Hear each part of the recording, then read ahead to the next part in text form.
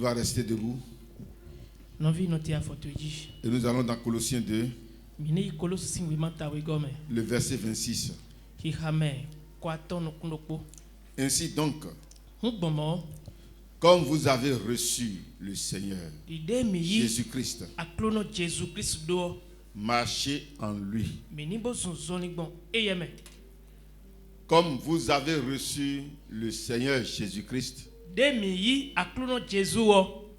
marchez en Jésus-Christ. Que la bénédiction de Dieu accompagne sa parole. Veuillez vous asseoir. Le message de ce matin, c'est recevoir Jésus et marcher en lui.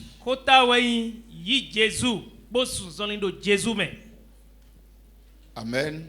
Amen. C'est un thème très simple.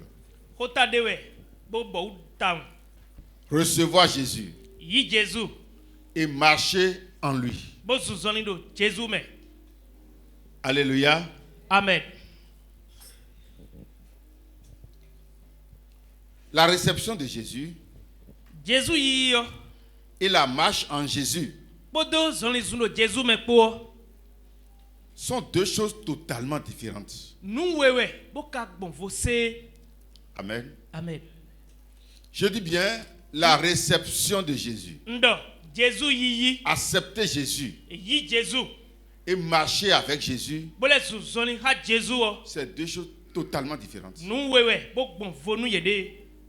Mais si on est dans l'église, on n'est pas enseigné, on ne peut pas constater la différence. Amen. Amen. Beaucoup reçoivent Jésus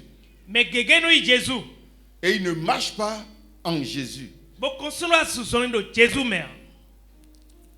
Amen. Amen. La réception ou l'acceptation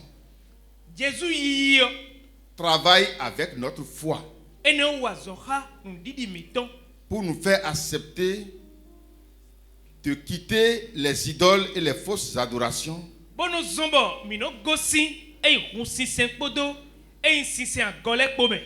et pour nous faire nous appuyer sur Jésus. Amen. Amen. C'est ça la réception de Jésus, l'acceptation de Jésus. Celui qui a reçu Jésus s'est retourné de derrière les autres choses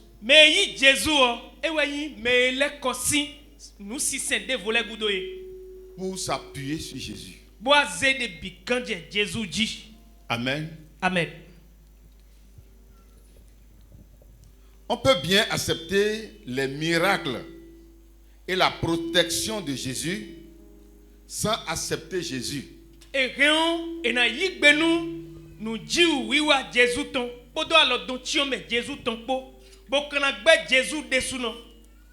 Amen. Amen.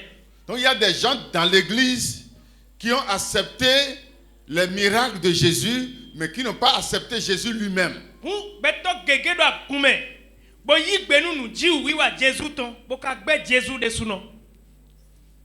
Ça, c'est beaucoup dans l'église. Beaucoup dans l'église n'ont pas encore accepté Jésus.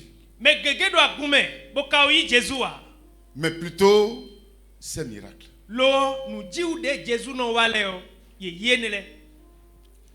Ils sont dans l'église et vont encore chez les charlatans. Ceux-là, est-ce qu'ils reçoivent Jésus? Des fois, les vendredis, quand on dit il y a délivrance, il y a prière pour les malades.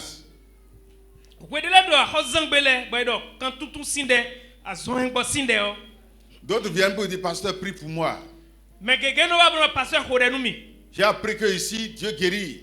Mais sincèrement, mon mari là, il est dans telle religion. Et à cause de lui, je ne peux pas venir à l'église. Sincèrement, de ma famille, les gens ne permettent pas que quelqu'un aille à l'église. Mais je suis venu seulement pour que tu pries pour moi. Je crois que la prière travaille. Et bizarrement, ces gens-là, leurs maladies se guérissent même plus rapidement que beaucoup de frères et sœurs qui sont dans l'église. Il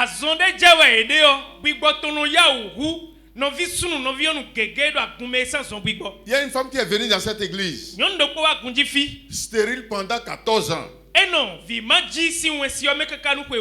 elle est musulmane. Et quand je voulais prier sur elle, l'Esprit de Dieu m'a parlé en même temps que la femme là est guérie et qu'à partir de ce mois-là, qu'elle sera enceinte. Effectivement, la seule prière qu'on a faite sur la femme là, elle est tombée enceinte. Mais pendant toute la grossesse, elle n'a pas mis pied une seule fois à l'église. Est-ce que cette femme a reçu quelque chose de Jésus? Oui. Qu'est-ce qu'elle a reçu? Elle a reçu le miracle de guérison de Jésus. Mais est-ce qu'elle a reçu Jésus? Alléluia. Amen. Mais si ces gens-là sont dans l'église, parce que pour elle maintenant, on sait qu'elle est restée à la maison. Mais dans l'église, il y a beaucoup de personnes qui n'ont pas accepté Jésus. Mais tous les dimanches, ils sont à l'église, ils prient. Et la seule chose qui les amène, c'est parce qu'ils sont malades, c'est parce qu'ils sont pauvres, c'est parce qu'ils ont un problème. Et ils savent qu'avec Jésus, ils peuvent avoir la solution pour leurs problèmes. Mais eux-mêmes là, ils ne l'ont pas accepté. Amen. Amen. Si l'église est remplie par des gens comme ça, l'église souffre. Amen. Amen. Si le pasteur qui dirige l'église est aussi comme eux, il peut fermer les yeux pour les escroquer. Parce qu'il sait que tôt ou tard ils vont partir. Et si on ne leur fait pas un peu de choses avant qu'ils ne partent,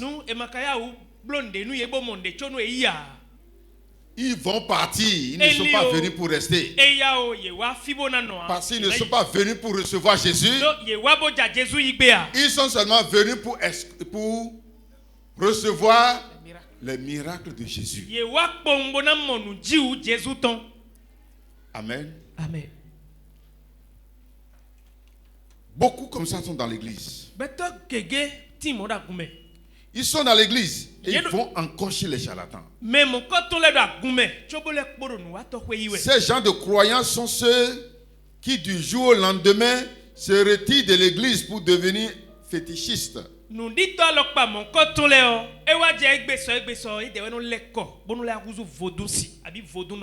s'ils reçoivent les miracles, c'est très facile pour eux. C'est des gens comme ça qui quittent l'église, qui partent d'église en église. Ceux-là ne sont pas en train de chercher Jésus. Mais ils sont en train de chercher les miracles de Jésus. Quand ils viennent ici, ils n'ont pas trouvé de miracle. Ils vont quitter pour aller encore là-bas, chercher miracle. Si on dit que miracle est chez Bokono, ils vont aller chez Bokono. Si on dit que miracle est sur la montagne, ils vont aller sur la montagne. Ils ne sont pas en train de courir derrière Jésus, mais ils sont en train de courir derrière le miracle. Je ne veux pas travailler sur ces gens-là aujourd'hui. Mais il faut les mentionner quand même. Amen. Amen. Je vais travailler sur les deux autres. Celui qui est venu recevoir les miracles de Jésus, je n'ai pas trop à dire sur lui aujourd'hui. Mais j'ai quand même un verset pour montrer ça. Luc 17, le verset 12. Comme il entrait dans un village, 10 lépreux vinrent à sa rencontre, se tenant à distance. Ils élevaient la voix et dirent: Jésus, Maître, aie pitié de nous. Est-ce que ces 10 lépreux-là croyaient en Jésus? Oui. Amen. Amen. Ils croient que Jésus peut les guérir. Et ils l'ont appelé Maître. Amen. Amen. Donc ils croyaient en sa capacité de guérison. Maître, aie pitié de nous. Dès qu'il les eut vus, il leur dit: allez vous montrer au sacrificateur. Amen. Amen. Ça, c'est un sujet très important que je ne vais pas traiter. Allez vous montrer au sacrificateur que vous êtes déjà guéri. Parce que si vous êtes réellement guéri, c'est le sacrificateur qui va vérifier votre corps et déclarer au peuple que celui-là, il a été lépreux, mais que maintenant, il n'est plus lépreux. Amen. Amen. Et Jésus les envoyait vers les sacrificateurs. Et pendant qu'ils y allaient, il arriva qu'il fut guéri. L'un d'eux, se voyant guéri, revint sur ses pas,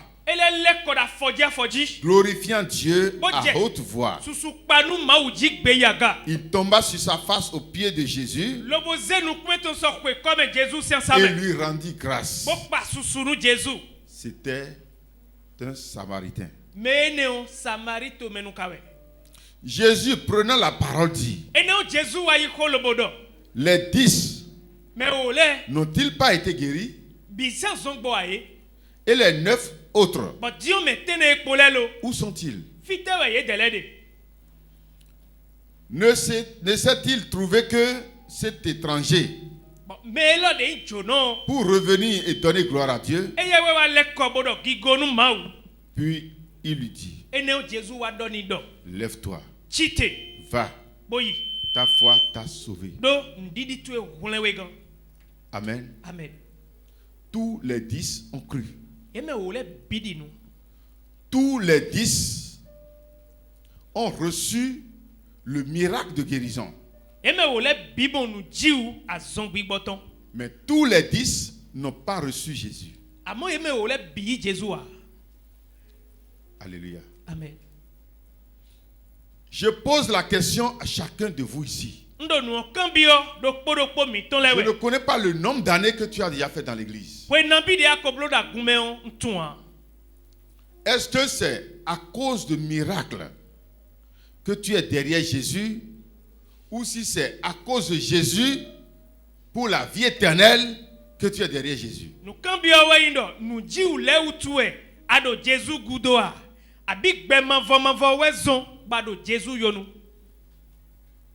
Amen. Amen. Beaucoup dans l'église. Et c'est surtout ça qui fait souffrir l'église aujourd'hui. Ils sont dans l'église, mais ils ne sont pas enfants de Dieu. Donc, rien de ce qui concerne le royaume ne les concerne. Ce qui les concerne seulement, c'est ce qu'ils vont bénéficier du royaume. Et s'il n'y a pas quelque chose qu'ils vont bénéficier, quelque part, ils vont quitter là.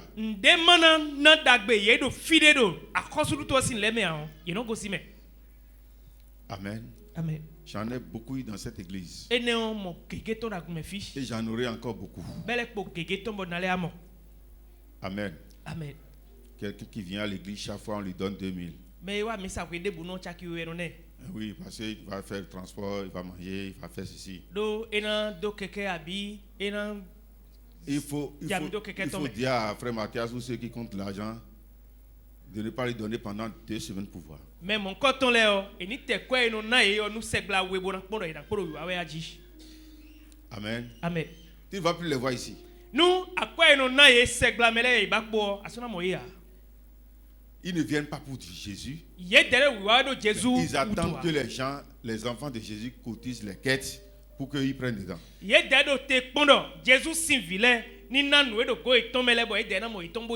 pas la guérison qu'ils cherchent, mais l'argent de Jésus. Amen. Amen. Des fois, il ne faut pas donner pouvoir.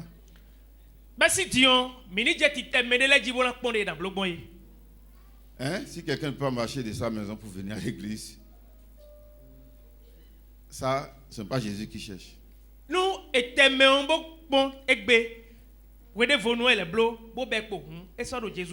je faisais 12 km à pied. 3 fois par semaine. À pied, sans vélo. Oui, des fois l'église va aider beaucoup de personnes. Mais il faut aussi éprouver les gens pour voir si réellement ils méritent l'aide là.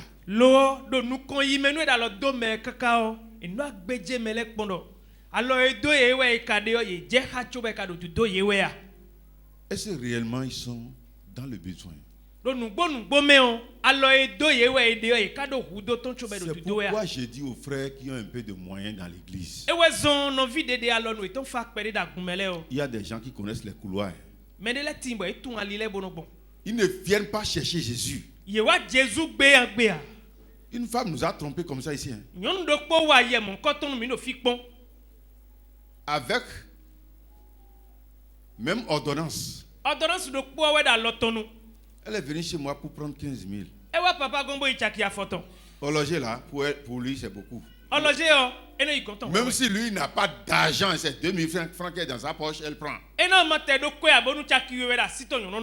Elle a sillonné, elle a calculé les gens dans l'église. Et elle a ruiné tout le monde. Elle est allée chez pasteur Shalom dans son service pour aller pleurer. Et elle a pris 5 000. Personne. On ne sait pas que Jésus a dit, lorsque ta main droite fait ça, que la main gauche ne soit pas informée.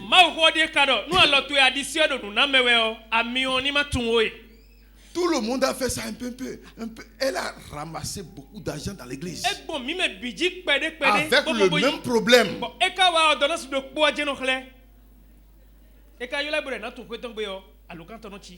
C'est finalement qu'on a reconnu que c'est un escroc. Et elle a fui. Qu'elle a fui ici, elle est allée dans une autre église. Alléluia. Amen. Cette cloque est sortie. Elle ne sait pas comment elle arrive pour connaître les gens. Et elle, je ne sais pas même comment elle fait. Elle sait comment parler. Elle est venue à l'église comme tout le monde. Mais elle n'est pas venue chercher Jésus. Elle est venue chercher quelque chose de Jésus. Mais Jésus lui-même là, elle ne cherche pas Jésus. C'est pourquoi je vous dis, si quelqu'un vient chez vous, je n'ai pas mangé aujourd'hui, les enfants n'ont pas mangé, il faut l'envoyer vers le pasteur. Est-ce que tu as dit ça au pasteur avant de venir chez moi? Amen. Amen. Est-ce que le pasteur est informé? Sinon, ça fait que beaucoup se découragent. Il y a un docteur qui a dit ça ici. Il est venu chez moi. Il dit, pasteur, vraiment les gens me dérangent trop dans votre église. L'argent, moyen. Problème. Il a dit, mais docteur, depuis que toi tu es venu dans cette église, combien de fois j'ai demandé de me passer 10 francs jusqu'à te dire donne-moi 100 francs. Il dit, papa, tu n'as jamais fait ça. Mais papa, adamo bon. Il est sorti de l'église. Docteur Néo, ego sinfime. Les gens sont allés demander jusqu'à demander là où il s'assoit, le siège qui est dans sa maison. Il a changé de voiture, les gens demandaient la première voiture qu'il roulait.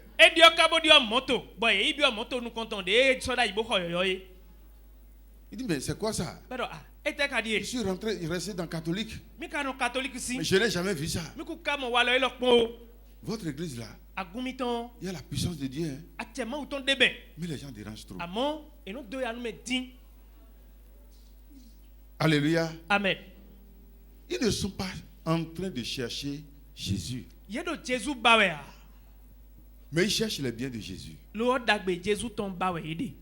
Ces 9 lépreux, comme beaucoup que nous comptons parmi les membres de l'église aujourd'hui, n'avaient pas accepté Jésus. Mais ils ont accepté les miracles de Jésus. Les églises où les délivrances et les miracles priment. On dit délivrance, prière, guérison. Sans enseignement. Hein? Ici, nous faisons la prière pour faire la délivrance. Nous faisons la guérison. Mais nous mettons l'enseignement à côté. Amen. Amen. Les églises, c'est seulement prière. Jeûne, prière, délivrance, guérison, montagne.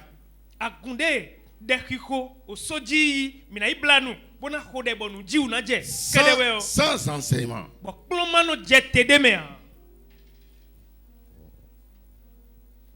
Les églises où les délivrances et les miracles priment ont beaucoup de ce genre de membres.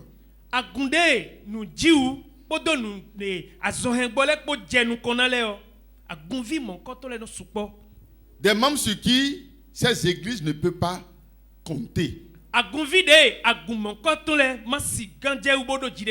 Pour leur vie et pour leur développement. Ces églises ne peuvent pas compter sur ces gens-là. Parce qu'ils ne sont pas venus pour chercher Jésus. Ils sont venus pour chercher les miracles. Et quand le miracle descend un peu dans l'église, les églises se vident. Et il faut que le pasteur commence par prier encore. Pas dire des choses bizarres. Et les gens vont encore se parler. Ça a encore repris là-bas. Ça a encore repris. Hein? Et quelques temps après, l'église se remplit encore. Ils ne sont pas des membres. Alléluia. Amen. Ils ne sont pas venus pour chercher Jésus. L'église ne peut pas compter sur eux. Le deuxième groupe de croyants est celui de ceux qui ont accepté Jésus. C'est sur eux que je vais travailler. Amen. Amen. Donc le premier groupe qui est ceux qui ont accepté les miracles de Jésus ne sont pas membres dans l'église.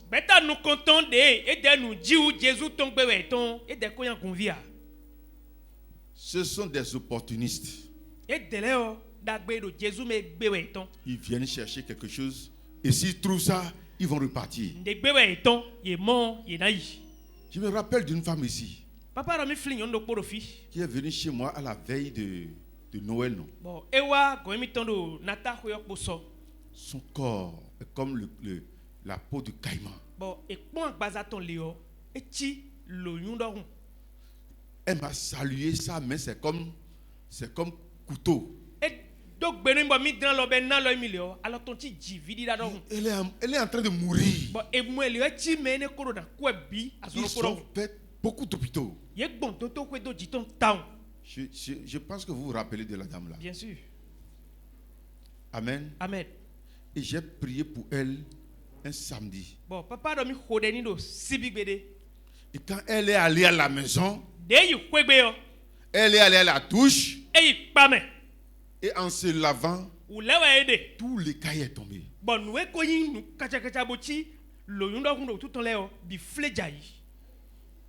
Je l'ai invité le dimanche pour venir à l'église. Et j'ai vu son mari assis. Et une belle femme à côté de son mari. Et j'ai salué le mari. Il dit, madame n'est pas arrivée. Il dit, c'est madame ici. Alléluia. Amen. Vraiment, c'était bizarre. Elle a changé dans une seule nuit.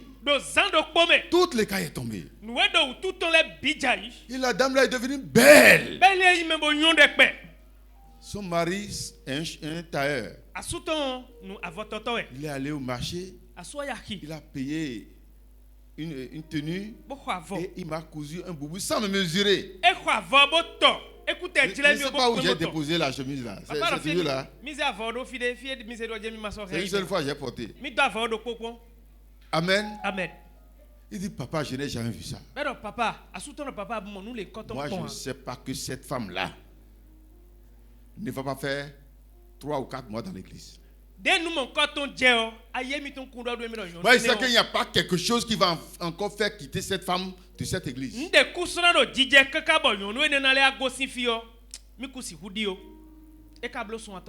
Si je la vois aujourd'hui, je ne peux pas la connaître. Elle n'est pas venue pour chercher Jésus. Elle est venue chercher la guérison de Jésus. Quand on vient à l'hôpital et on est guéri, on retourne à la maison. Alléluia. Amen. Ne sois pas comme ça. Amen. Amen. Le deuxième groupe de croyants est celui de ceux qui ont accepté Jésus. Ils s'appuient sur Jésus seul comme protecteur. Même devant les situations les plus difficiles de leur vie, ils ont leur confiance sur Jésus. Ceux-là n'ont pas accepté seulement les miracles de Jésus, mais ils ont accepté Jésus lui-même. Amen. Amen. Mais notre adoration doit dépasser ce deuxième niveau pour atteindre le troisième niveau qui consiste à marcher en Jésus. De Jésus même. Amen. Amen. Oui, celui qui a accepté Jésus, c'est bon. Amen. Amen. Donc, premièrement, c'est l'acceptation des miracles de Jésus. Deuxièmement, c'est l'acceptation de Jésus. Et c'est sur ça que Paul a parlé aux Colossiens. Il dit, vous les fidèles de Colosse,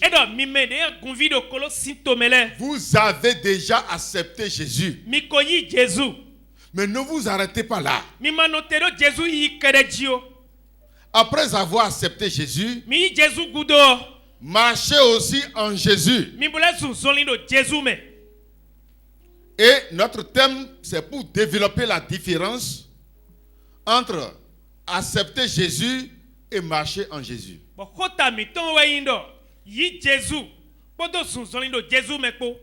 La marche avec Dieu n'utilise pas seulement notre foi,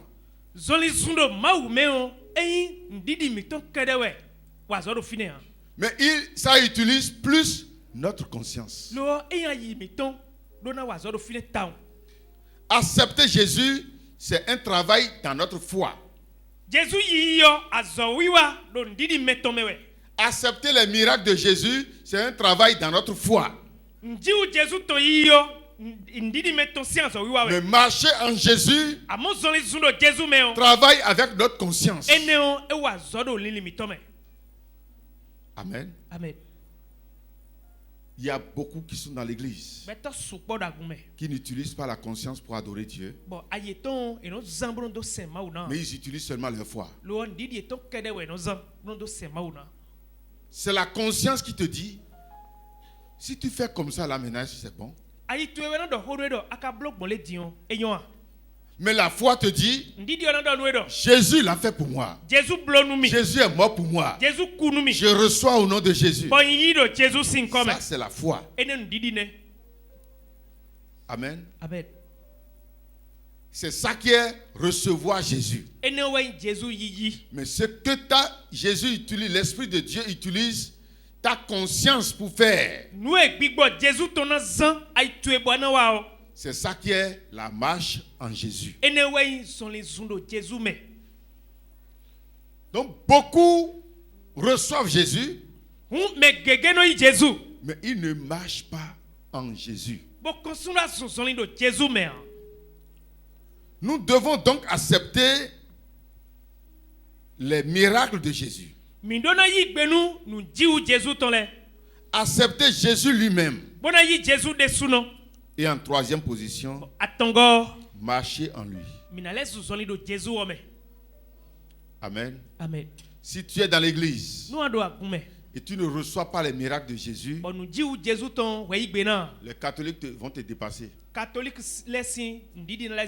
Parce qu'avant, ils ne croyaient pas en ça. Mais aujourd'hui, le catholique prie et il demande le miracle de Dieu. Amen. Amen. Avant, si un miracle se produit dans le catholique, celui par qui ce miracle est arrivé, on l'accuse de sorcier. Amen. Amen. Mais il y a des églises évangéliques aujourd'hui. Et si un miracle descend dans une église, on dit non, c'est la magie.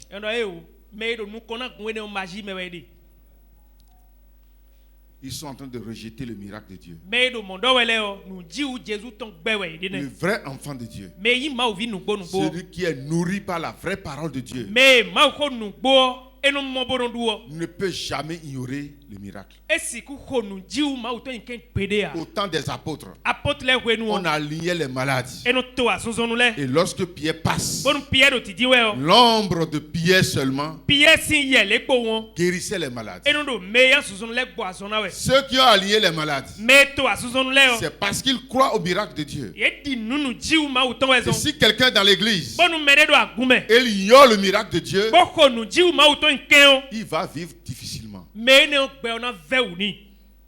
Parce que la vie du chrétien, c'est l'acceptation du mystère de Dieu. Nous sommes les dispensateurs du mystère de Dieu.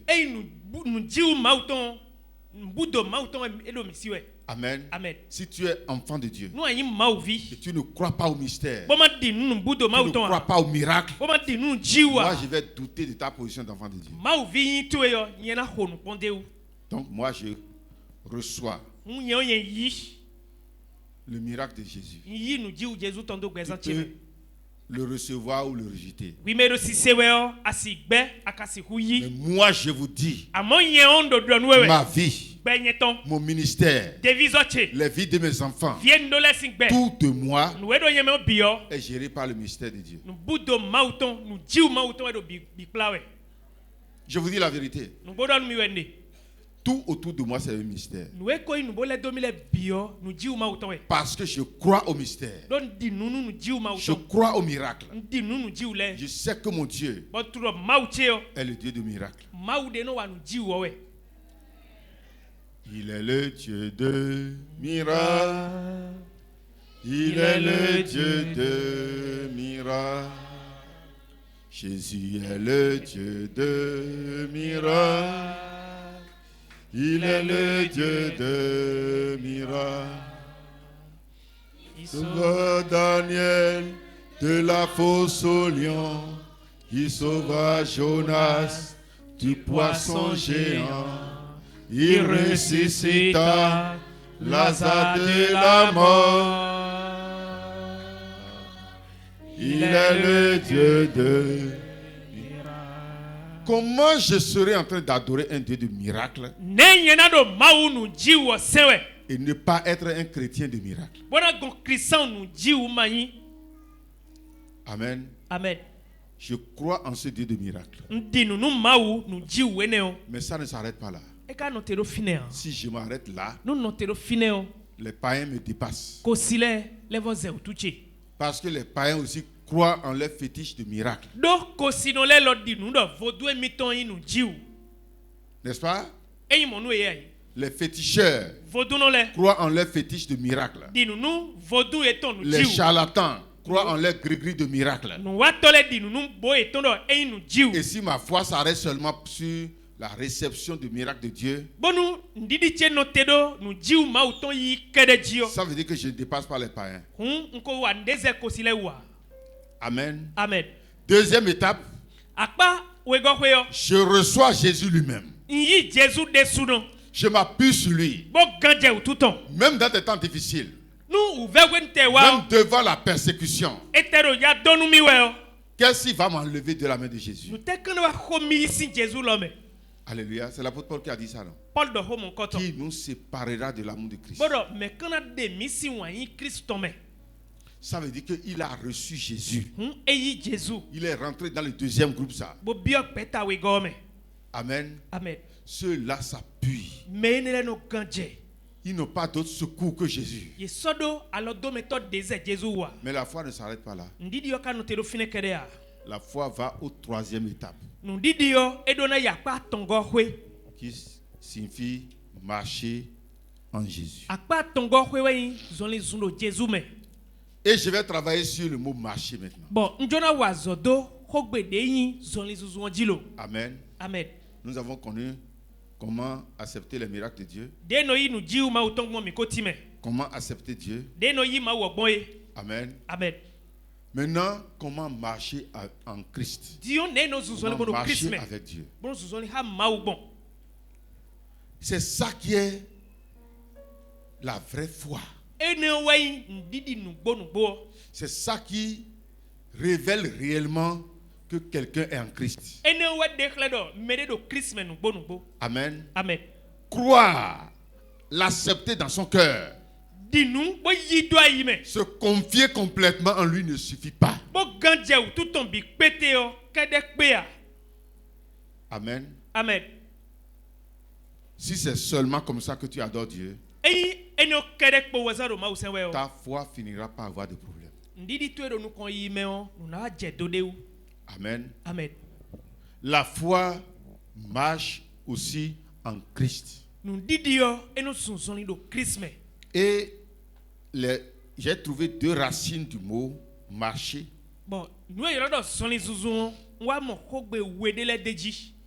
Le français dit seulement marcher. Amen. Amen. Mais en grec, ce n'est pas ça. Ils ont donné deux racines pour le mot marcher. Amen. Amen. Il y a une racine qui signifie quelque chose est en train d'aller pour toi. Et ton travail, ça marche bien, n'est-ce pas? Est-ce que ton travail marche bien? L'école de ton enfant là, ça marche bien? Et le ministère, ça marche bien? N'est-ce pas? Oui. Ça veut dire quelque chose qui prend le pied pour se déplacer. Ça, c'est une autre racine en grec. Et c'est le mot perpato. Amen. Amen. Qui signifie ce qui se déplace. Amen. Amen. Ou soit quelque chose qui marche pour toi. Mais la deuxième racine. Amen. Amen. C'est tapodia. Et ça signifie quoi? suivre les traces de quelqu'un. Amen. Amen. Marcher dans les pas de quelqu'un. Ça, ce n'est pas marcher avec pied. Mais faire comme ce que l'autre a fait. Amen. Amen. C'est la deuxième racine, ça. Et le mot qui est utilisé ici, dans la Bible originale, ce n'est pas marcher avec pied, mais marcher et suivre le comportement, la vie de quelqu'un. Amen. Amen. C'est ça qui est marcher en Christ. Vivre dans la volonté de la personne. Marcher dans la foi de la personne. Non. Amen. Amen. Ce n'est pas marcher avec pied. Amen. Amen. Donc si tu es en Christ et tu as accepté le miracle de Jésus et tu as accepté Jésus lui-même, et si tu n'as pas accepté vivre ta vie pour te conformer à Jésus, vivre ta vie pour être bien vu par Jésus, pour réjouir le cœur de Jésus, ça veut dire que tu n'es pas chrétien. Alléluia. Amen. Et c'est le troisième pas là qui dérange dans l'église. Tout le monde accepte le miracle de Jésus. Un peu de personnes acceptent Jésus. Et très peu de personnes marchent en Jésus. Amen. Amen. Si c'est 100 chrétiens que nous prenons par exemple. Amen. Amen. On peut dire que 80 personnes suivent les miracles de Jésus. Reçoivent les miracles de Jésus. Amen. Amen. Et on peut dire 18 personnes reçoivent Jésus lui-même.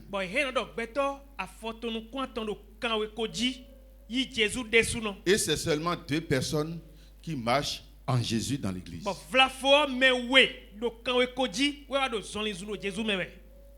Tu es dans quel groupe parmi les 3 groupes? Amen. Amen. Marcher en Jésus a 2 grandes orientations. Et je vais travailler sur les 2 orientations ce matin. Nous marchons en Jésus. Ça a 2 visages. Et en tant que chrétien, tu dois marcher selon ces 2 visages.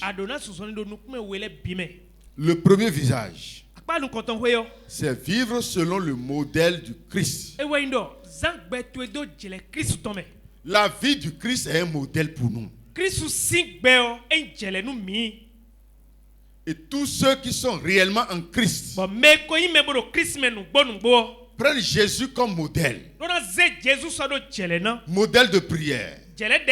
Modèle de l'évangélisation. Modèle de sanctification. Modèle de pardon. Modèle de patience.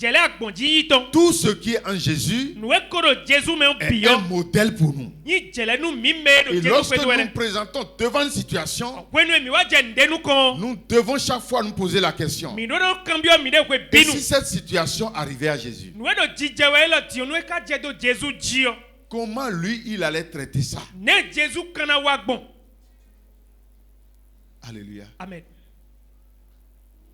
Ça n'interpelle plus notre foi, Mais ça interpelle notre conscience.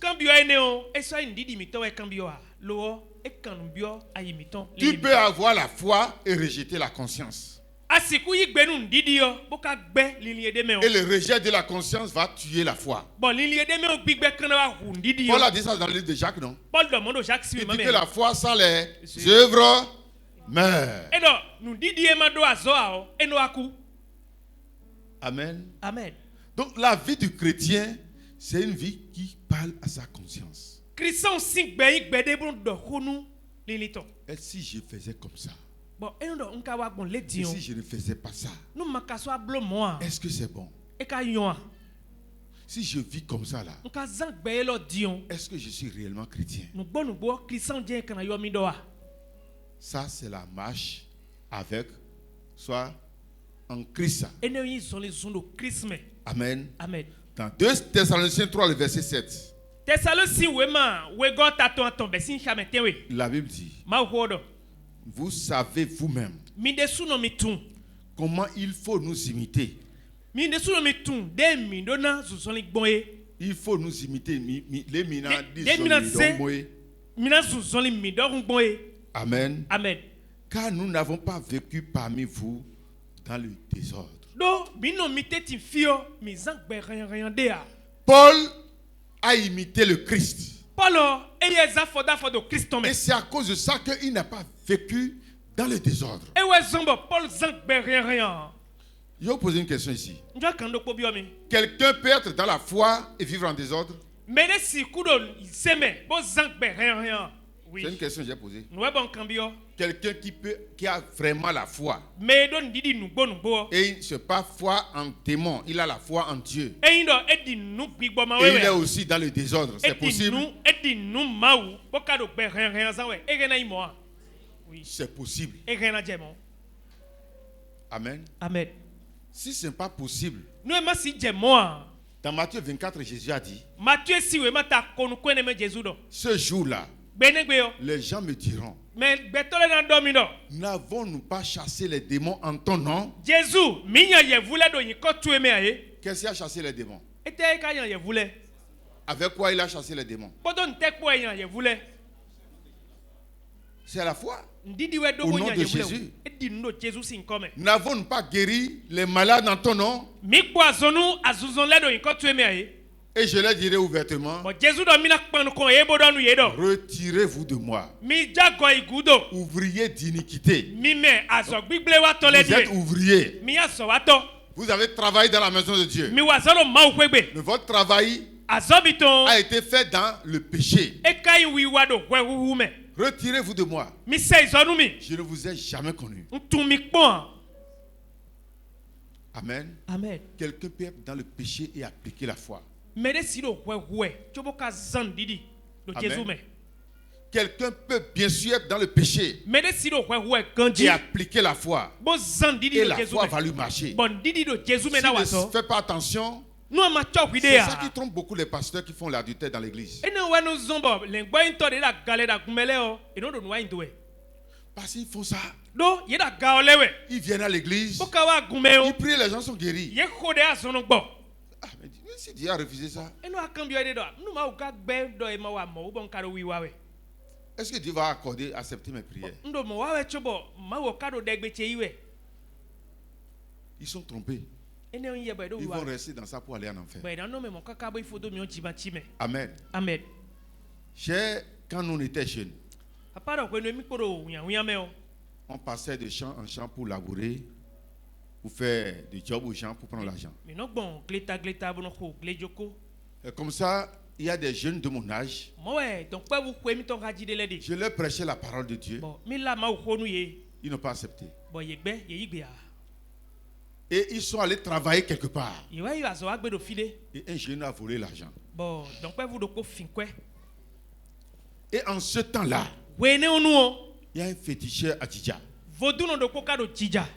Si tu voles, si c'est réellement que tu as volé, et si tu vas devant le fétiche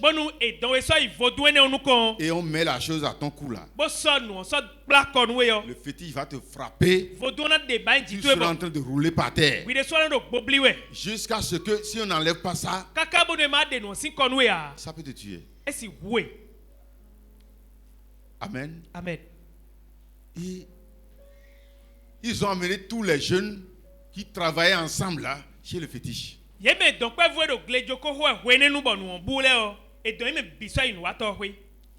lui, je lui parlais de Jésus. Il refusait. Il connaît ce qui est en Jésus.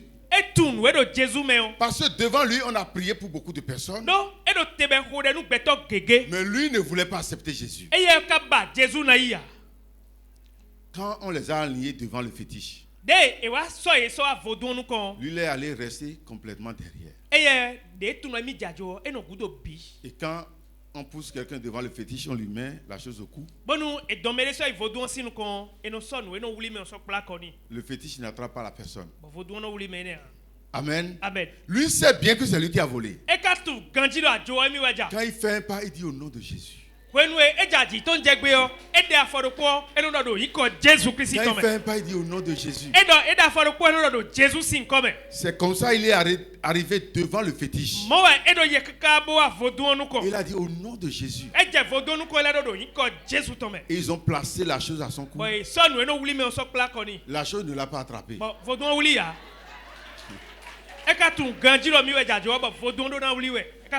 Le dimanche qui a suivi, il est arrivé à l'église. Personne ne l'a plus évangélisé. Et personne ne sait que c'est lui qui a volé. Et depuis ce jour-là, le fétiche est mort. Il n'a plus jamais attrapé quelqu'un.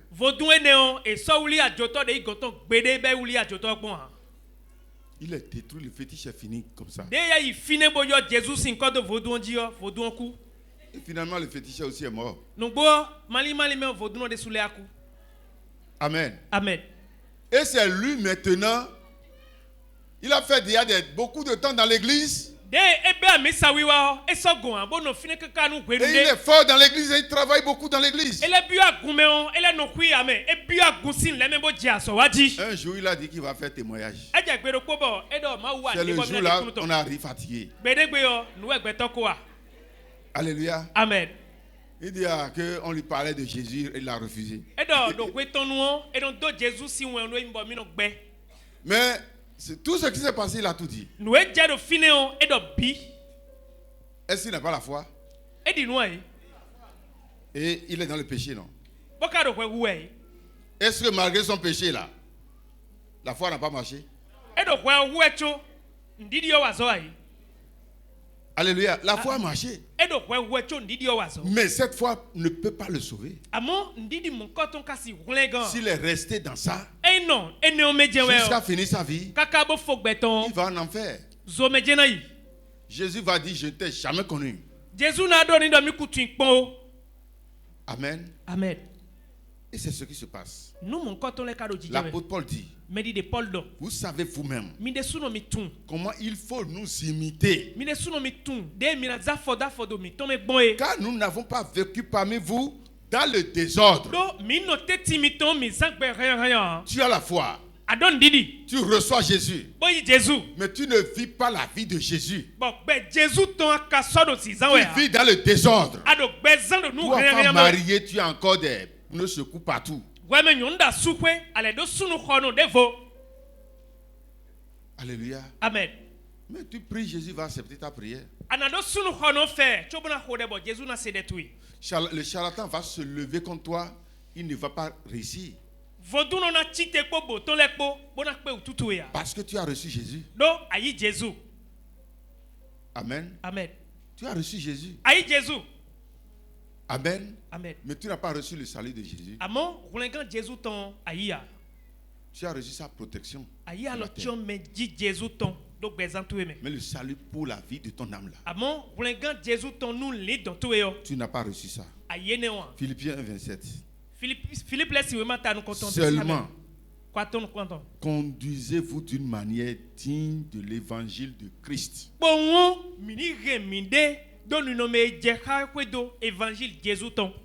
Conduisez-vous d'une manière digne de l'évangile de Jésus-Christ. Vous avez déjà reçu le Christ. Mais il y a une manière pour vivre dans son évangile. Et si tu as reçu le Christ lui-même, et tu refuses la manière de vivre en Christ, ta foi a de problème. Amen. Amen. Paul parle aux enfants de Dieu ici. Ce n'est pas aux païens, il n'est pas en train d'évangéliser les païens. Il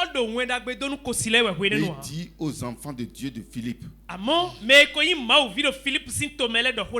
Conduisez-vous d'une manière digne de l'évangile de Christ. Afin que soit que je vienne vous voir, soit que je reste absent, j'entends dire de vous que vous demeurez ferme dans un même esprit, combattant d'une même âme pour la foi de l'évangile. Mon frère, je vais te dire quelque chose. Je ne suis pas venu devant toi seulement pour imposer les mains, guérir, pour vous amener en enfer. Vous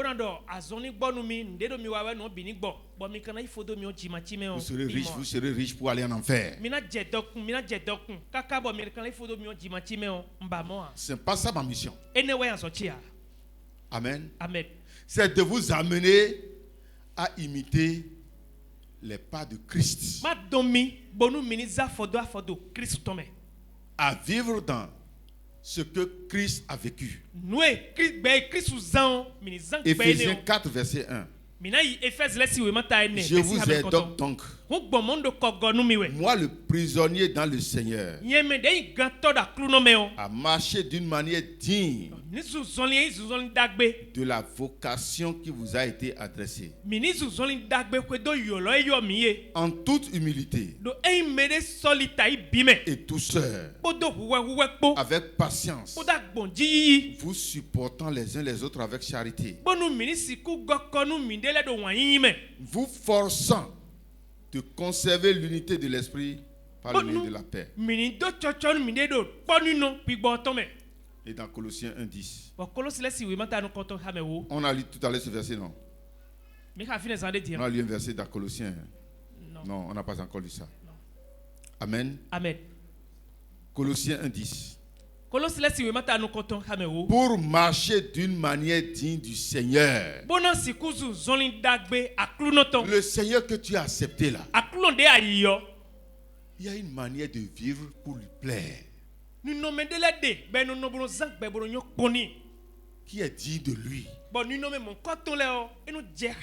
On peut t'appeler à celui-là vraiment. Il est un serviteur de Dieu. Il est digne d'être appelé enfant de Dieu. Mais si tu n'es pas dans ce comportement, et tu vis dans le désordre, toi, enfant de Dieu qui boit l'alcool jusqu'à se saouler, hein? Un enfant de Dieu qui se tresse d'une manière païenne, porte des vêtements, et le païen dit, mais c'est quoi ça?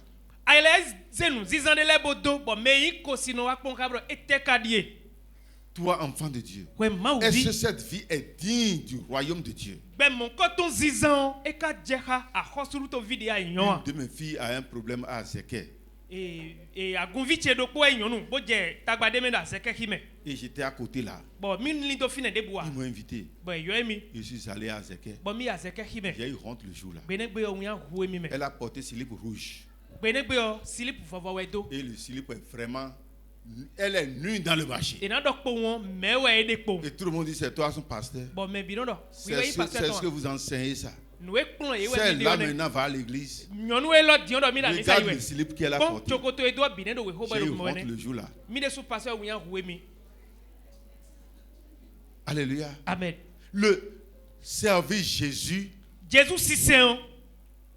a des vies qu'on doit mener.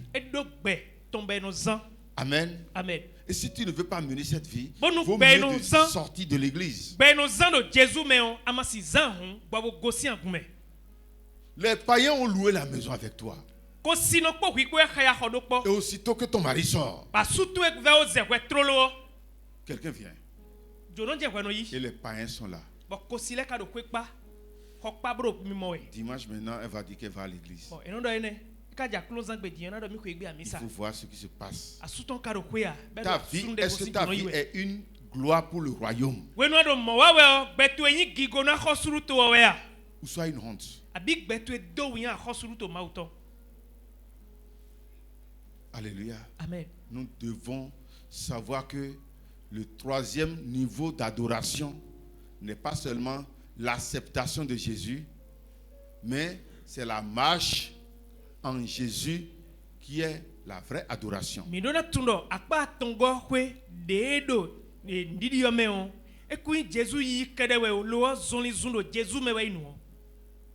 1 Thessaloniciens 2:12. Vous exhortant, vous consolant, vous conjurant de marcher d'une manière digne du royaume.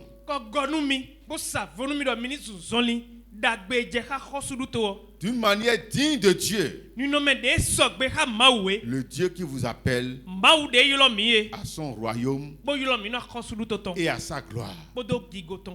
Vivez de manière à ne pas honner ce Dieu par vos comportements. Alléluia. Amen. Quand on présente un enfant de Dieu quelque part, il doit tout faire pour que sa vie honore le nom qu'il porte. Amen. Tu dois honorer ce nom-là que tu portes. Ne renie pas ton église. Ne renie pas ta famille. Ne renie pas tes enfants. Ne renie pas ton Dieu. Amen. Amen. Jean 8:31. Et il dit aux Juifs qui avaient cru en lui: si vous demeurez dans ma parole, vous êtes vraiment mes disciples. Et dans Luc 3, le verset 7, il disait donc à ceux qui venaient en foule pour être baptisés par lui. Ici c'est Jean-Baptiste. Il dit: race de vipères, qui vous a appris à fuir la colère à venir. Produisez donc des fruits dignes de repentance. Produisez donc des fruits dignes de repentance. Ne soyez pas seulement des gens qui viennent s'asseoir dans l'église, mais des enfants de Dieu qui produisent des fruits dignes du royaume. Deuxième maintenant. On a parlé de quoi? Du premier. Vivre selon le modèle de Christ. C'est la première orientation de la marche en Christ. Quelqu'un qui marche en Christ, il voit Jésus debout, ou soit il voit les apôtres debout, et il veut vivre comme eux. Amen. Amen. C'est que comment eux ils ont vécu, ils cherchent à vivre comme eux. C'est la première vision de marcher en Jésus, ça. Deuxième vision, c'est lui permettre d'habiter avec nous. Amen. Amen. Tu sais, Jésus n'habite pas partout. Il est partout. Ses yeux sont partout. Mais il n'habite pas partout. C'est l'homme qui lui permet d'être avec lui. Tu peux être dans l'église. Tu peux l'accepter. Et tu dis: Jésus, même si la mort arrive, Je m'appuie sur toi. Mais ça seul ne suffit pas. Il faut que lui-même ait la liberté d'être avec toi. Je donne un exemple. Tu as une femme à la maison, malpropre. Partout dans ta maison, il y a des problèmes. Le lit où ton mari dort, il y a des problèmes. Mais toi, tu veux. Tu t'es confié en ce monsieur. Tu ne fais pas de désordre au dehors.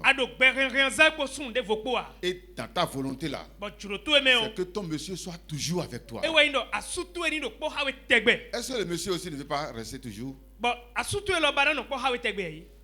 Mais la condition de la maison, est-ce que cette maison peut permettre au mari de toujours rester? C'est à cause de qui ça? Il y a beaucoup de femmes, leur mari sort de la maison, c'est pas pour aller faire du désordre. C'est parce qu'elles entretiennent mal la maison.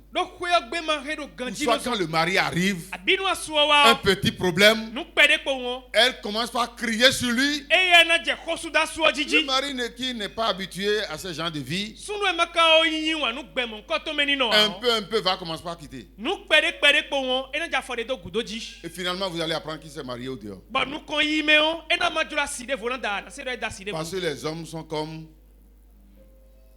le mouton. Amen. Amen. Et c'est la colombe qui descend sur eux. Alléluia. Amen. Si le chien vient, il va fuir. L'homme vient à la maison. Madame, tu es là. Ho, ho, ho, ho. Le mouton ne supporte pas ça.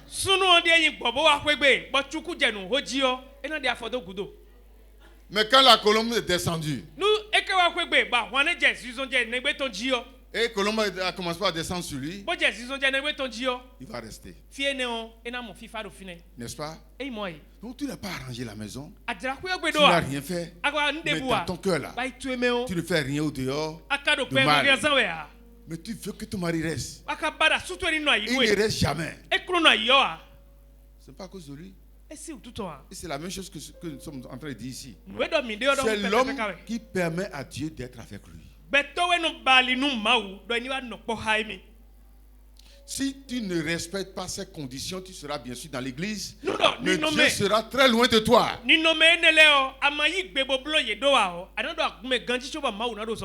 Donc la deuxième vision de la marche en Jésus, c'est permettre à Jésus d'être à l'aise avec toi. Et c'est aussi un problème de la conscience. Amen. Amen. Exode 13, verset 21. L'Éternel allait devant eux le jour dans une colonne de nuée pour les guider dans le chemin. Et la nuit dans une colonne de feu pour les éclairer,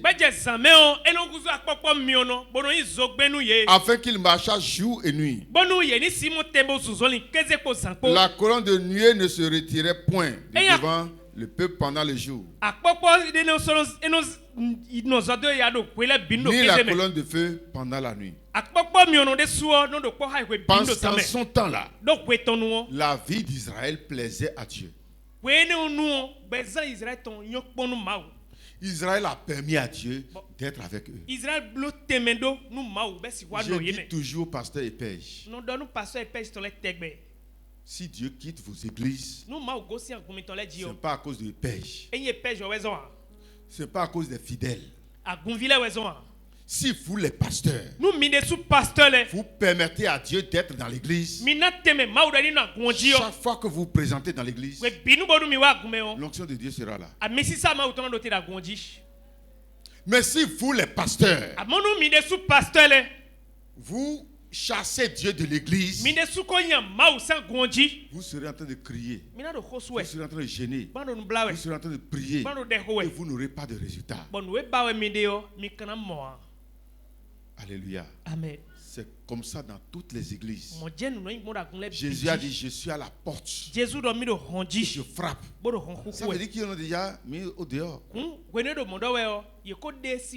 Est-ce que celui qui est à l'intérieur de la maison va frapper à la porte? Et qui l'a mis dehors?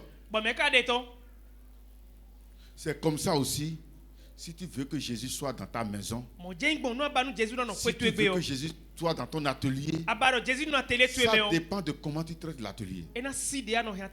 Si tu veux que Jésus soit dans ton service, ça dépend de comment tu traites le service. Le service où tu es en train d'escroquer les gens, le service où tu captes les apprentis pour les chasser de l'atelier, pour chercher les femmes dans l'atelier. Et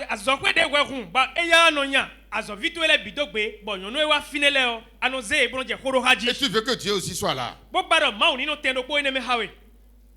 Alléluia. C'est pourquoi des fois j'ai les yeux rouges ici. Si quelqu'un va venir d'une manière ou d'une autre là, je dis non, ça, on ne se fait pas comme ça ici. Je suis quelqu'un, je n'arrive pas à réagir. Mais quand il s'agit du lieu où je fais la prière, quand il s'agit de ma foi, je ne m'amuse pas avec ça. Parce qu'il y a des choses qui repoussent Dieu. Et même si tu es dirigeant d'église, si tu es pasteur, et si tu permets ça dans ta maison, la présence de Dieu va quitter ta maison. Si tu es un chef d'atelier ou d'entreprise, et tu permets ça dans l'entreprise, la main de Dieu va quitter l'entreprise. Je ne sais pas ce que tu peux faire sans la main de Dieu. Exode 33, verset 16. Comment sera-t-il donc certain que j'ai trouvé grâce à tes yeux, moi et ton peuple? Ne sera-ce pas quand tu marcheras avec nous? Ne sera-ce pas? Est-ce que ce n'est pas parce que tu seras en train de marcher avec nous que nous aurons l'assurance que tu es avec nous? Et quand nous serons distingués, moi et ton peuple, de tous les peuples qui sont sur la face de la terre. Ça veut dire que si Dieu marche avec quelqu'un, si quelqu'un marche en Dieu, sa vie est distinguée. Son foyer est distingué. Si Dieu marche avec un atelier, l'atelier là est un atelier distingué. Et c'est ça que Moïse a compris. Il dit, Seigneur, si tu ne veux pas marcher avec nous, laisse-nous mourir ici. Amen. Dieu leur a parlé. Dieu leur a dit, vous ne savez pas pourquoi j'ai quitté du milieu de vous. C'est votre habillement. Vous vous habillez bien mal. Et si je descends au milieu de vous, j'allais vous détruire. C'est pourquoi je ne veux pas rester. Vous vous habillez mal. Les jeunes filles qui sont ici, si vous voulez de bons maris, si vous voulez de bons foyers, ne portez pas les choses pour montrer votre sexe. Parce que les filles qui s'habillent comme ça sont les filles avec qui on couche et on laisse.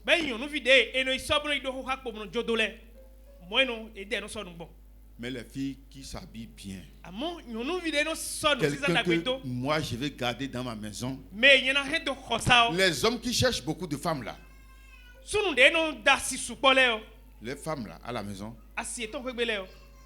ils ne permettent même pas que les femmes rient avec quelqu'un.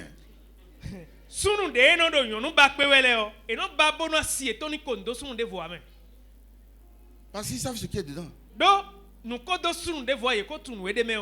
Ils sont jaloux plus que tout le monde. Amen. Donc toi qui dois être marié normalement, il faut t'habiller d'une manière responsable. Celle-là, quelqu'un peut dire, je vais la marier, elle va rester chez moi. Mais les autres là. Amen. Amen. C'est grave. Amen. Amen. Habillez-vous normalement. Dieu dit c'est à cause de vos habillements que je ne peux pas descendre au milieu de vous.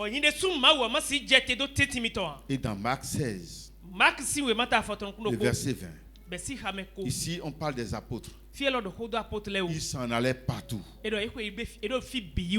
prêcher. Le Seigneur travaillait avec eux et confirmait la parole par les miracles qui l'accompagnaient. Les apôtres aussi ont marché en Jésus. Ils ont arrangé autour d'eux-mêmes pour permettre à Jésus de marcher avec eux. Et quand Jésus marchait avec eux, le miracle de Dieu accompagnait leurs activités. Les gens ont des problèmes aujourd'hui, des problèmes sans solution, parce que Jésus ne marche pas dans leur camp. Comment tu peux t'en sortir seul? Tu as bien sûr reçu Jésus, mais est-ce que lui marche dans ton camp? Il faut lui permettre, lui donner la liberté d'être toujours avec toi. Ne le repousse pas. Amen. Amen. Ces deux grandes orientations de la marche Tapodia nous demandent donc à poser des actions pour permettre à Dieu de nous faire partager sa nature.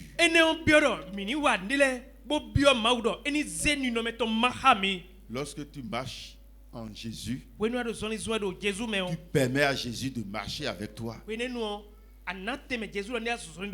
Alors tu permets à Jésus de transférer la nature de Dieu qui est en lui. En marchant avec quelqu'un, tu reçois l'onction de cette personne. Et Jésus-Christ, lui, est Dieu. Et lorsque vous marchez avec lui, il vous transmet sa nature divine. Et vous devenez des hommes Dieu. Il n'y a plus quelque chose d'impossible pour vous. Si quelque chose se lève contre vous, ça veut dire qu'il s'est levé contre Dieu. Amen. Amen. Ces actions nous amènent plus loin que l'acceptation de Jésus.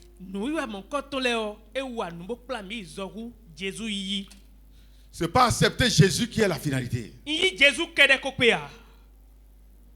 Lorsque nous laissons Dieu faire de nous des dieux, c'est alors que nous sommes réellement chrétiens. Et le miracle de Dieu entoure tout ce que nous produisons. Des gens sont dans l'église et ils ne vont jamais bénéficier de Jésus. Amen. Amen. Parce qu'ils ne marchent pas en Jésus.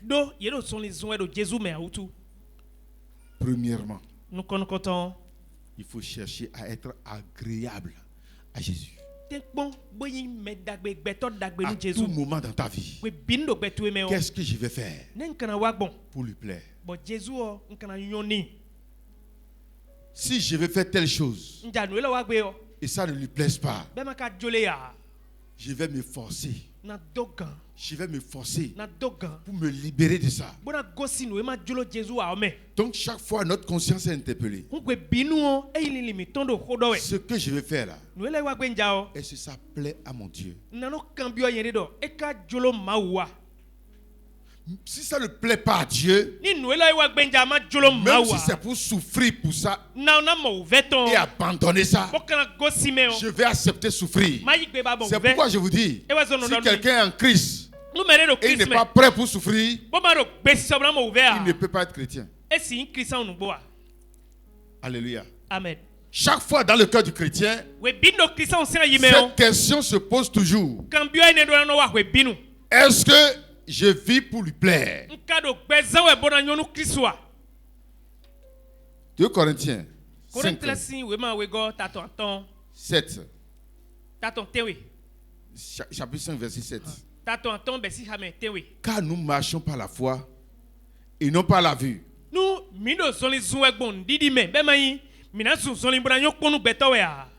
Nous sommes pleins de confiance. Et nous aimons mieux quitter ce corps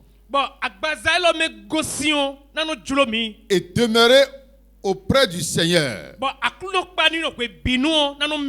C'est pour cela aussi que nous nous efforçons de lui être agréable. Nous nous efforçons. C'est Paul qui dit ça. Un grand chrétien.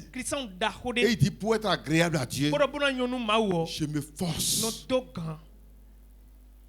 Alléluia. Amen. Est-ce que l'adoration de Jésus t'amène à te forcer? Il n'a pas dit Satan me force. Pour beaucoup de personnes, avant que leur vie de prière ne change, il faut qu'ils rêvent mal d'abord. Sinon, il faut que quelqu'un les menace spirituellement d'abord. C'est lui-même qui s'efforce en ce temps-là.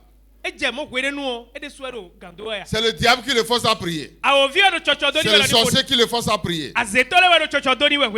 Mais ici, Paul dit, je m'efforce moi-même pour plaire à mon Dieu. Alléluia. Amen. Qu'est-ce que ton cœur te dit par rapport à ta relation avec l'Esprit Saint? Sans cet effort de Paul, il ne peut pas plaire à Dieu. Et sans ton propre effort aussi, tu dis, je vais le faire nécessairement. Même s'il pleut, je vais faire. Même si le soleil frappe, je vais faire. Même si c'est impossible devant les autres, moi je vais faire. C'est ça l'adoration de Dieu. Amen. Amen. Paul dit, je m'efforce. Amen. Amen. Deuxième chose. Nous sommes sur quoi? Sur quel point? Les actions. Hein? Oui.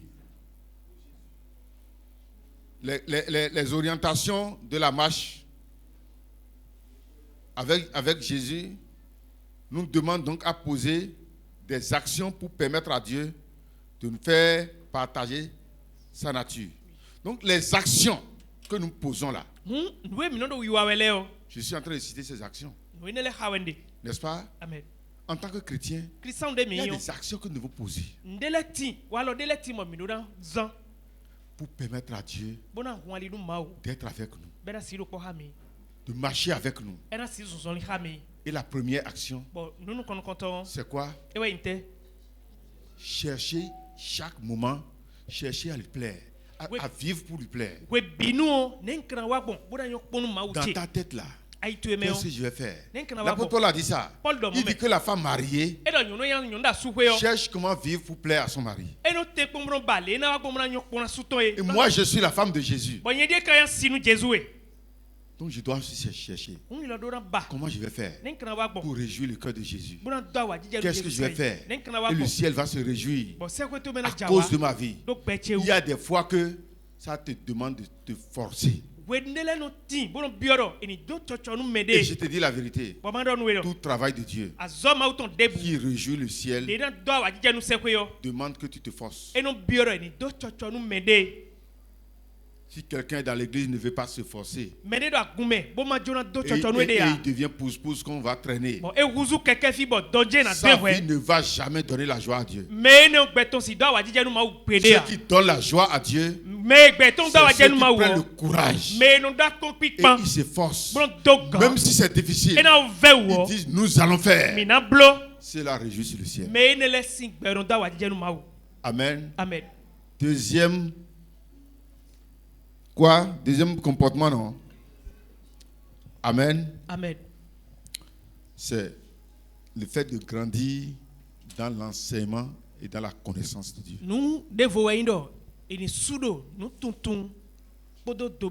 Première chose, tu dois t'efforcer pour que ta vie plaise à Dieu.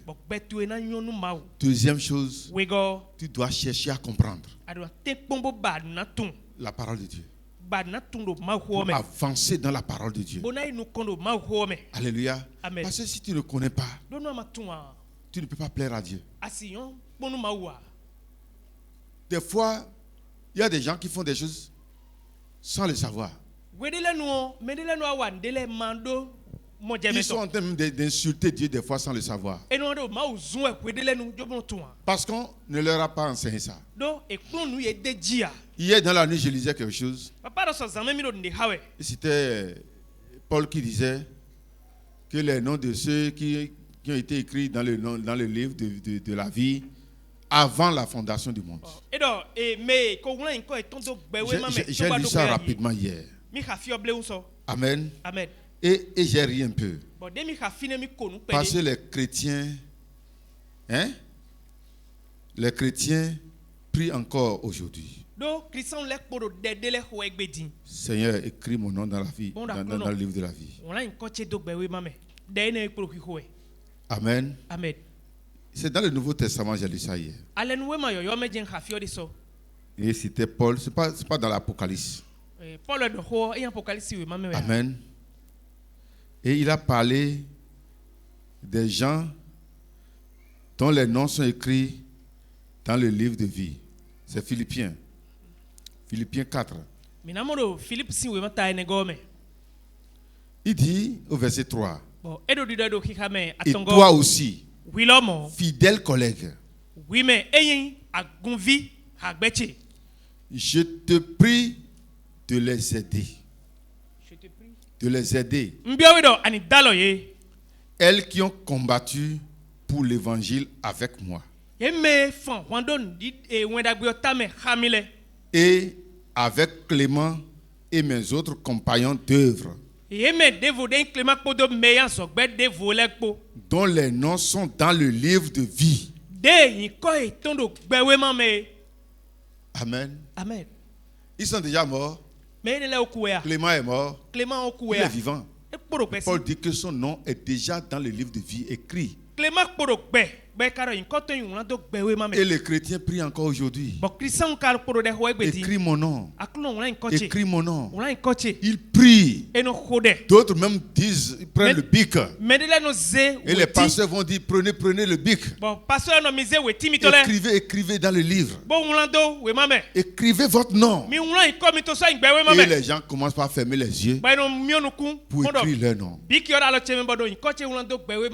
Ils sont en train de prier. Mais ils prient en l'air. Parce qu'ils n'ont pas été enseignés. Il y a beaucoup de choses que nous voyons aujourd'hui. Parce que les gens ne sont pas enseignés. Alléluia. Amen. Pour que Dieu marche avec toi, tu dois avancer dans l'enseignement, dans la parole de Dieu, dans la connaissance de la parole de Dieu. Amen. Amen. Troisième position.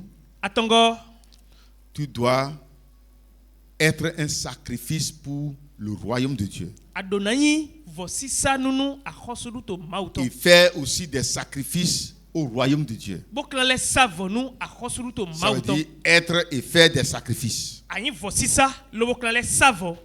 Amen. Amen. Si tu veux que Dieu marche dans ton camp, si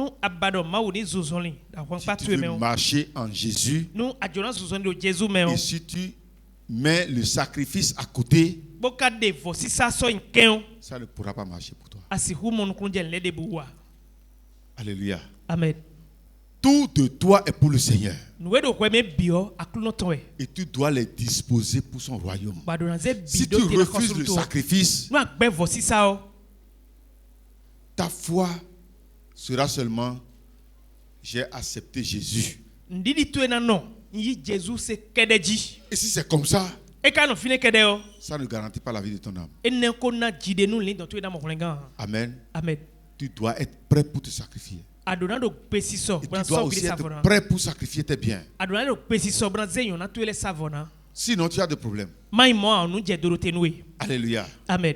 Et pour finir, en quatrième position, souffrir pour la justice. Souffrir pour la justice. Amen. Amen. Ceux qui veulent marcher en Jésus doivent s'attendre à des souffrances. Amen. Amen. Et si tu refuses ces souffrances, ton adoration sera vide. Au moins, je vais lire quelques versets là. Et Hébreu, non, je vais laisser Hébreu pour aller dans Actes. Qui nous a parlé de la souffrance des apôtres. Acte 5, le verset 41. Hébreu 11, verset 24 aussi a parlé de ça. Qui nous a parlé de Moïse.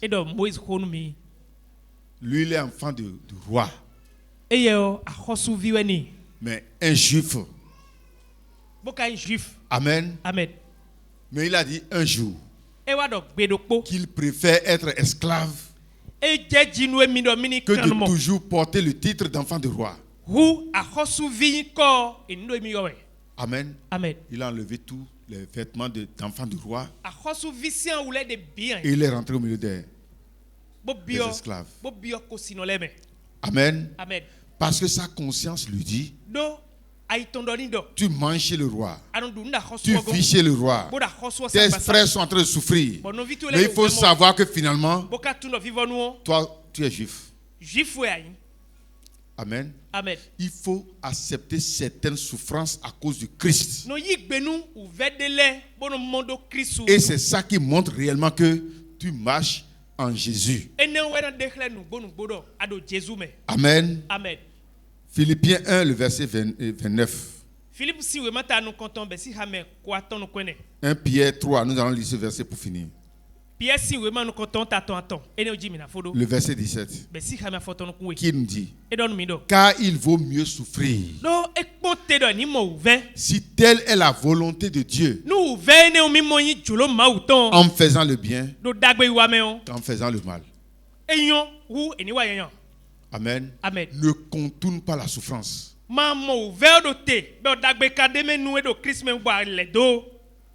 Alléluia. Amen. Ne contourne pas la souffrance. Si c'est la volonté de Dieu, traverse ça. Des gens peuvent te proposer des solutions faciles. Tu vois, non? J'ai lu ça sur quelque part. On dit que le mari de quelqu'un est en prison et les chefs ont demandé à ce que sa femme se livre à lui pour que son mari sorte. Et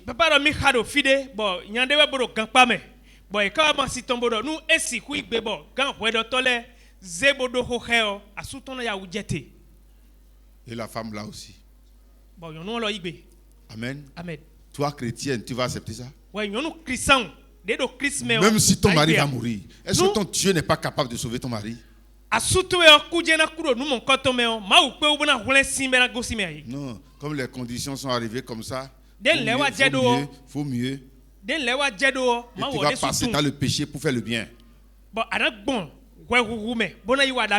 Le péché ne fait pas du bien. Alléluia. Amen. Non, comme c'est l'argent qui est dedans et j'ai besoin d'argent, j'ai accepté d'abord faire ce qu'il m'a demandé pour contourner, pour devenir encore chrétien là-bas.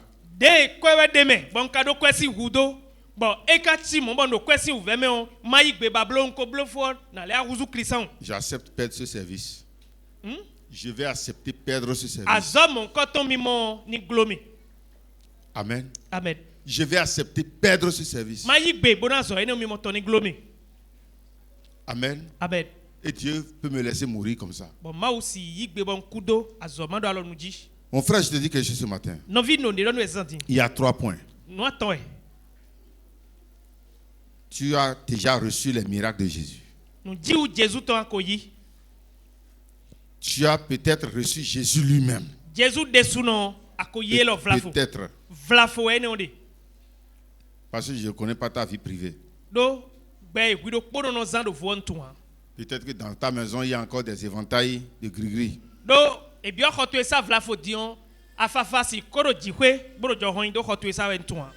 Amen. Amen. Mais je sais quand même que tu as reçu son miracle. Sinon, tu ne seras pas ici. Amen. Amen. Tu as peut-être reçu Jésus lui-même. Mais je te dis que ta foi ne s'arrête pas là. Marche maintenant en Jésus. Ça interpelle ton comportement. Ça interpelle tout ce que tu vis au milieu des hommes. Ça interpelle ta foi. Ça interpelle ta conscience. La manière dont tu adores Dieu. Ça interpelle cette manière. Et c'est ça qui est la vraie foi. Si tu abandonnes ça, tu vas adorer Dieu, rester dans la chorale, rester parmi les dirigeants, rester parmi les superviseurs et finir encore en enfer.